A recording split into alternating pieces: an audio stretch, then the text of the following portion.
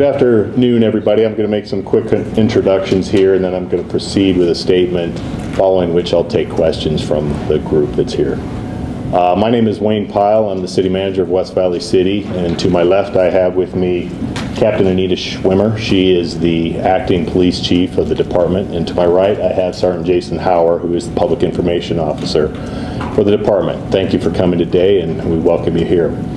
So on to my statement.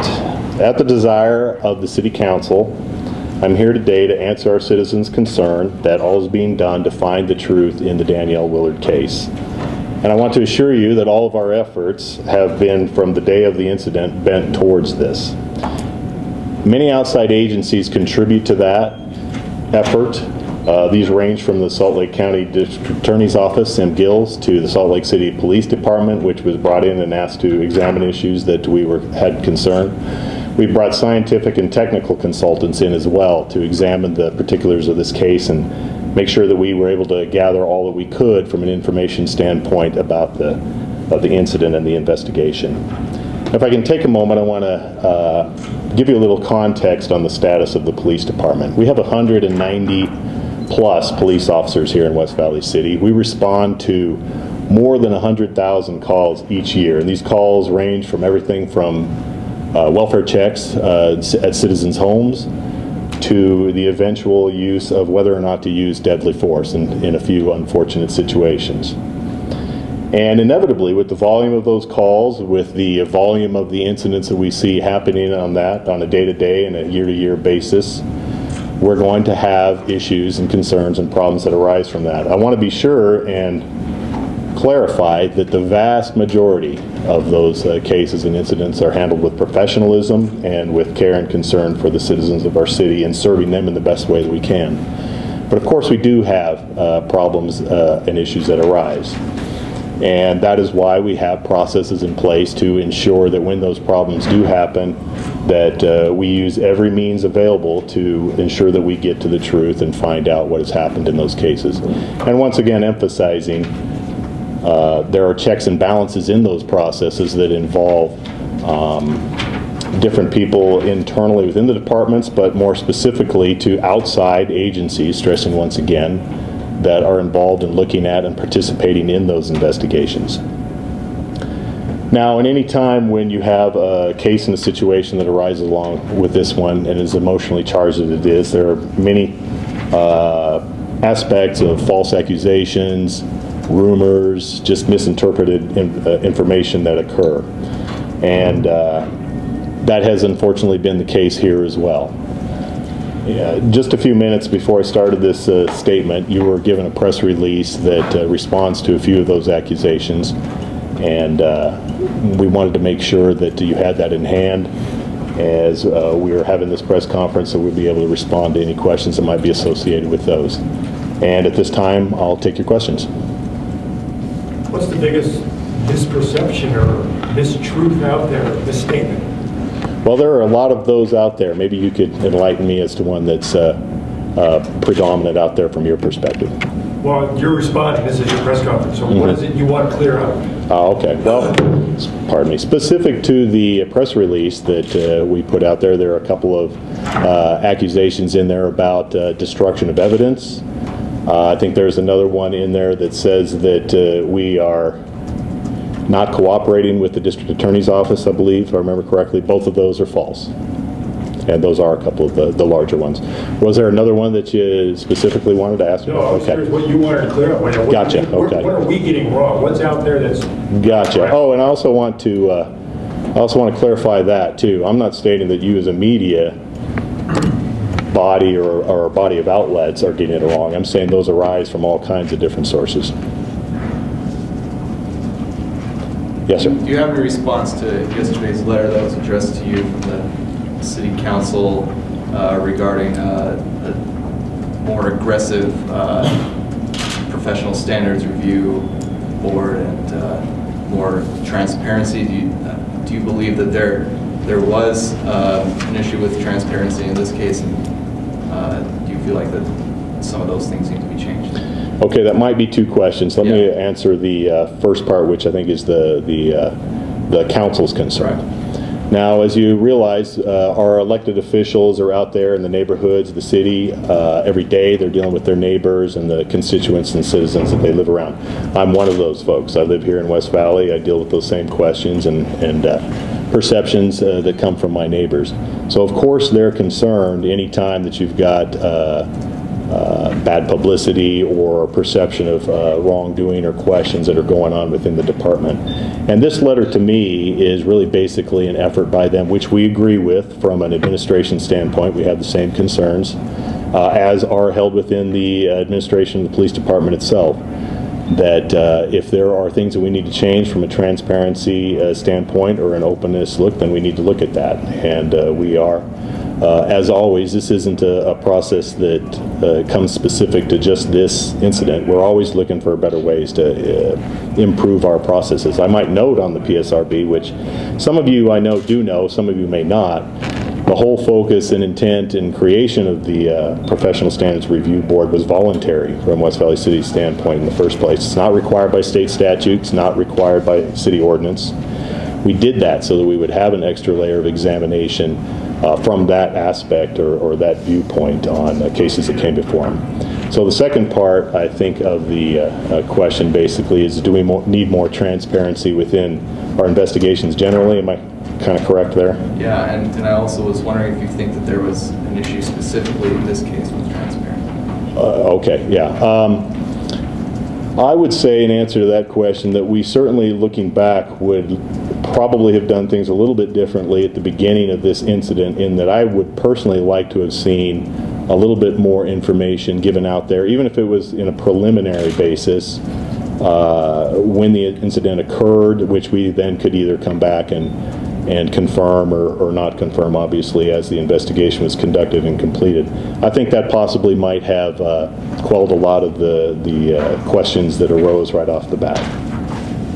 You kind of Yes, beat me to my next question, I guess, is that this is sort of, in maybe a perspective, seeming almost like a Band-Aid that's been really slowly pulled off, instead of maybe this is, some I consider a little bit too late, little too late. Right. This could have maybe have been addressed a little more forthright, with as much as you could get out early on. Right. So not sure how much the Band-Aid analogy is applicable, but certainly I think we found ourselves in the situation that once we got actually into the investigation and exploration of the incident, we kind of had gotten past that point where we could have conducted that information and released that information that way. Once we were past that point, then we were into the investigation with all the other agencies that are involved, all the other concerns that are held by the officers themselves, the officers' attorneys, the other agencies, as I mentioned, the investigations that were going on, and then at that point, yes, I think it really was. We were really kind of boxed in from the standpoint of we've got to protect the integrity of these investigations. And that's our ultimate and our first duty, to make sure that the truth is found, and that's the best way to do it, to ensure the integrity of those investigations.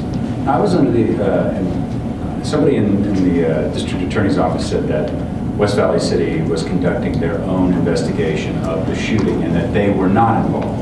So it kind of, just my quick perusal of this, it sounds like you're saying that they were involved. Right. Yeah, great question. And there are separate levels of investigation that go on internally and externally. District Attorney's Office was involved from the very first day. We sure appreciate their cooperation and their work with us. There's a protocol and an agreement that's set up within all the agencies, certainly within this valley. I don't know, I'm not personally sure how far it extends outside of the valley. But there are district attorney's offices on the scene at the very beginning of every one of these officer-involved shooting incidents that we have, and they were that day. So let me make that clear. The DA's office was involved from the very beginning of the investigation. When you mentioned that you would have liked to see things done a little differently, a little more preliminary information out there, will that affect a policy change within the department? We'll certainly be looking at that, yeah. What kind of protocols would be involved to get the ball rolling on that to affect a change? Well, as the city manager, the police department reports to me. The administration of the police department is responsible to myself. I will be the one that initiates that. We actually have been going through some efforts and movement towards changing various and many policies and procedures within the department that have to do with operational aspects, efficiency aspects of the department. This is one of those we'll be considering in addition with that. And where do we stand in the investigation, the internal investigation with Officer Cowley? Now there are multiple investigations there as well. There's the officer involved shooting one, as well as other investigation into policy and procedure, conduct, those sorts of things. Those are nearing completion. They're not quite completed yet. We will have those investigations finished within a few days to a couple of weeks. Mr. Garagos, who represents Daniel Willard's family, has been very vocal. I know he sent a couple of letters, and it looks like your department has responded to some of his concerns, but he made the allegations of a department-wide police cover-up, and I'm also wondering if you can elaborate on his reference to a mysterious fire. Is there surveillance video that you're aware of? Was something destroyed in the course of the investigation? I can assure you from absolutely the information that I've been giving, no evidence was destroyed in the fire. I'm not really sure where where the Willard's attorney's information is, or his perception or his opinion of that's coming from. Has there been a fire that could be? There was a fire, I'm aware of a fire that occurred in a carport structure somewhere near to the incident scene. I think it was something like 2 or 3 weeks later. Had no connection whatsoever to or any effect on the investigation. And the surveillance video then exists from the dash cam or any other type of video from the shooting incident? Yeah, so I'm not going to comment on exactly what kind of evidence does or does not exist or what it is. I will say and can say with complete assurance nothing was lost or destroyed. So, I'm sorry. You mentioned earlier that Salt Lake City Police Department has also been involved. Is that in regards to the investigation that West Valley is doing into Officer Cowley, or is that also in regards to this Daniel Willard case? It is not involved, they are not involved with the officer involved shooting case. They're involved with other investigation. To what extent, now you say that there are various levels that the district attorney's office might be involved. They had personnel there the first day. But are they actively involved? And I mean, is there evidence gathered? Do you meet with someone in the district attorney? Does the police department meet with somebody inside the district attorney's office, or is it one of those deals where, how's everything going? Everything's good. We'll see you in 3 weeks, and then you bring it for review. How does that work, and how have they been involved? Right. There is ongoing contact between the city and the DA's office throughout the process. That can happen at the departmental level. It can happen at the legal and the attorney level. I'm not really at liberty to comment on what that is or how often it occurs, other than to make the point that those contacts also all happen within a protocol and within a system and process that both allows for coordination but also doesn't interfere with the integrity of the case. No, it seems like you feel as though on those first couple of days, hours of the shooting, that there could have been a little bit more openness. Have you, from a media perspective, it was one of the most unusual first couple of hours in an incident like this in terms of how closed West Valley City was, and I hadn't seen anything like that before. Had you gotten any sort of explanation as to why the clamps were tightened so tightly? Because West Valley City has dealt with many different cases. They've always been, more or less open in some, but this one seemed particularly tight. Have you heard any explanation? I have not, and really the only answer I can really give you from my own perception to that question is, and this just may have been me not being sensitive to or perceiving that the difference in the situation at the time, but honestly at the day and the time of the situation I really wasn't aware of or concentrating on or asking, are we treating this differently from a media relations standpoint than we do any other OIS?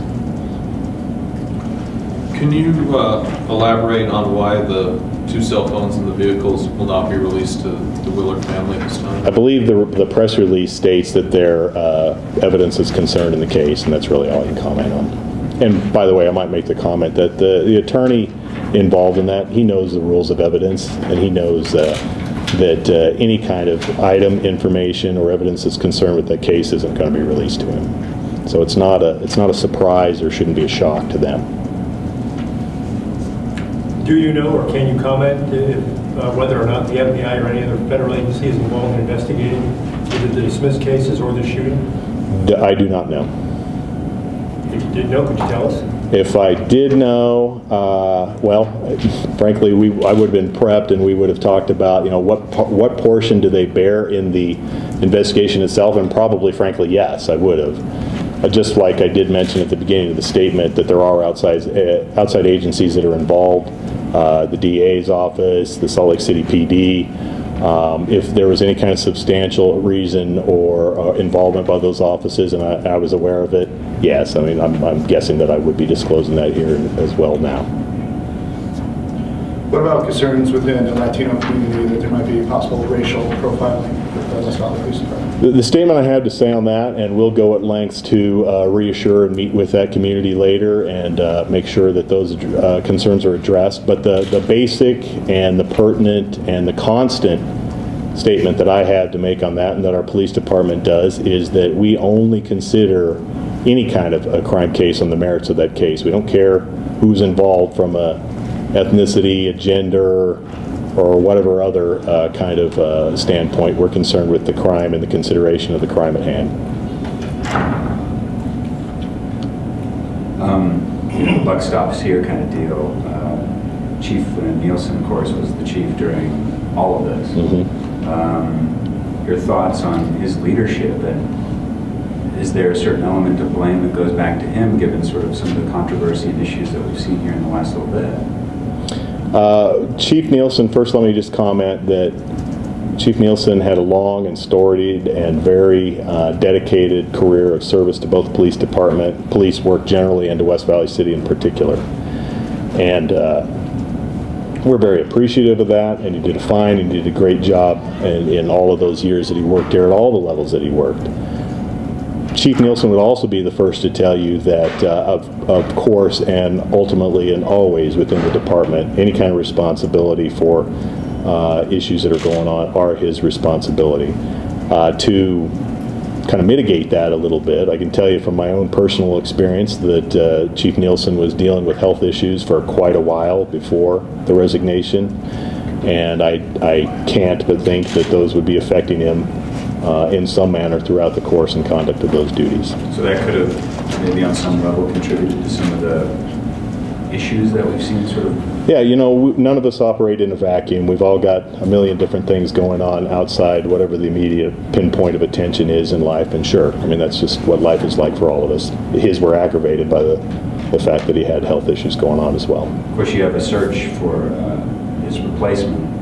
I mean, are you going to take, what will you do in terms of your search? Are you going to go out? Are you going to stay within?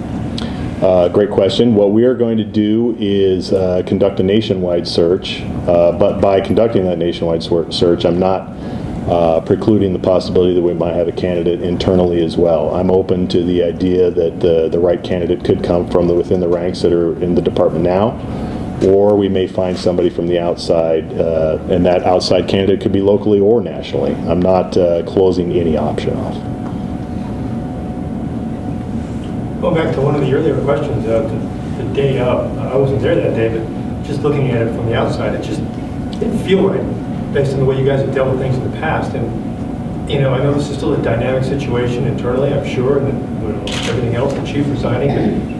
Have lessons been learned? Do you guys have different protocols in place? And again, go back to my earlier question, maybe this press conference could have happened that following Saturday or that following Monday to maybe clarify some of those misconceptions and quell some of the things that were out there that may have, you know, resulted in some of these rumors. All right. Well, I'll address the last part of that question first, which is we've already addressed that, and yeah, I already expressed how I feel and how we would look to, if there is going to be any change from a relations standpoint, how we would do that.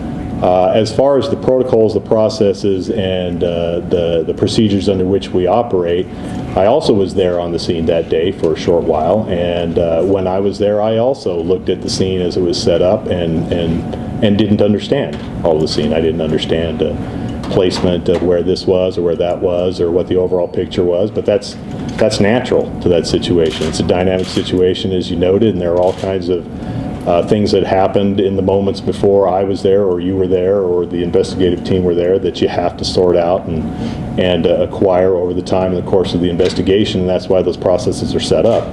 The bottom line, therefore, on the whole process question as far as investigation is, I'm actually very satisfied with how our protocols have worked from an investigatory standpoint.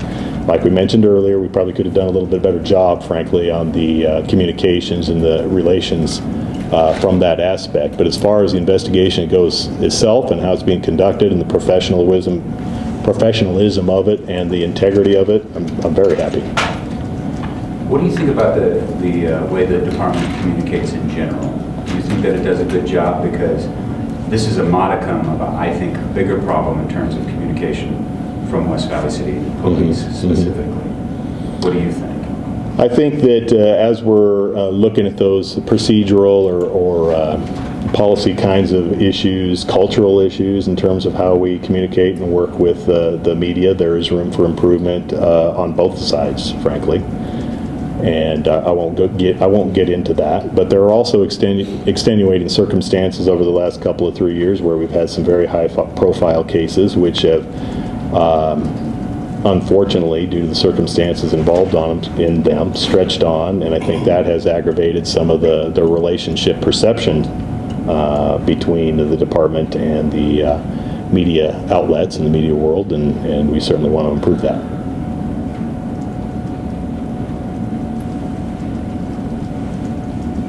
Other questions? Okay, thank you very much. Thank you.